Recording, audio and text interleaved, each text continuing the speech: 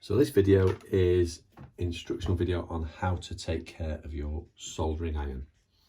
So the oxidization process when you're fusing metal to metal over time, if you don't look after your iron tip, will ensure it goes black. And when it goes black, when you then next try to solder and you put some solder on there, it won't stick to the end like it is here. It will just fall off or roll off and you won't be able to solder anything.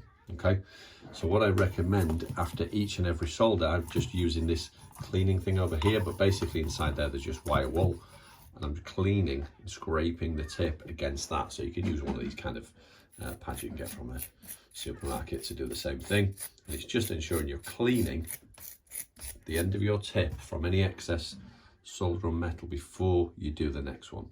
Okay, so now what I'm going to do is just like when we solder, introduce some solder to the tip and then solder my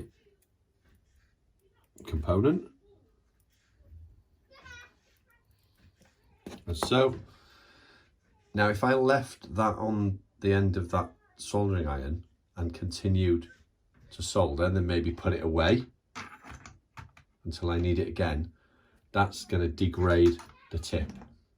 Okay, so it's really important that we clean it after every single one, and that will remove any excess that's on there, so it's ready for the next solder.